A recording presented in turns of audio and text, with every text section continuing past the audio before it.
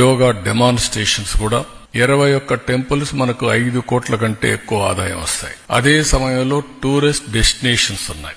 బుద్ధ స్తూప అమరావతి, లేపాక్షి, శిల్పారావం, గండికోట, అరకు, లంసింగి, కోనసీమ ఇలాంటివి various spots మీరు చూస్తే గోదావరి దగ్గర అఖండ గోదావరి ఇలాంటి అన్ని స్పేసెస్ కూడా ఒక 100 స్పేసెస్ ని ఈరోజు వేరియస్ ఇవన్నీ కూడా ఈ రోజు నుంచి అందరినీ రిక్వెస్ట్ చేస్తున్నా. 30 days ప్రతి ఒక్కరు కూడా మీకుండే టాలెంట్స్, మీకుండే క్రియేటివిటీ ఉపయోగించడం.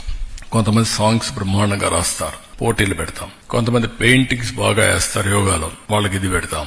ఎస్సే రైటింగ్, హ్యాష్ ట్యాగ్స్ తయారు చేయడం, మీలాంటి వాళ్ళు ఆర్టికల్స్, మంచి ఆర్టికల్స్ మీ పేపర్లో రాయడం, మీ పర్సనల్ బెనిఫిట్స్, మీ పర్సనల్ ఎక్స్పీరియన్సెస్, టెస్టిమోనియల్స్ ఇవ్వడం. అదే సమయంలో electronic media everyday 1 hour or 2-3 times యోగాని ప్రమోట్ చేయడం. మీరు క్యాప్టివ్ ఆడియన్స్ తయారు చేసి వాళ్ళ ద్వారా వాళ్ళు ప్రాక్టీస్ చేసే పరిస్థితిలో మీ ఆడియన్స్ కి మీరు చేయడం మీరిచ్చే గిఫ్ట్ ఇది. ప్రధానమంత్రి గారు ప్రపంచం మొత్తం యోగాని ప్రమోట్ చేయాలని ఆలోచించినప్పుడు మనందరికీ ఆ బాధ్యత ఉంది. మీ బాధ్యత మీ స్టేక్ హోల్డర్స్ కి దీన్ని పెనిట్రేట్ చేసే బాధ్యత మీరు తీసుకోవడం. ఎలక్ట్రానిక్ మీడియా ఒక time, print media with details రాయడం, సోషల్ మీడియా వాళ్ళు ఇన్ఫ్లుయెన్సర్స్ ఎవరైతే ఉన్నారో వాళ్ళంతా కూడా వాళ్ళ యొక్క వ్యూవర్స్ కి అందరికీ ఇది ఇవ్వడం. ఇవన్నీ చేసి ఎక్కడికక్కడ మంచి వీడియోస్ తయారు చేయడం, ఆ వీడియోస్ ను కూడా ఇది చేయడం. ఇవన్నీ కాంపిటీషన్ పెడతాం.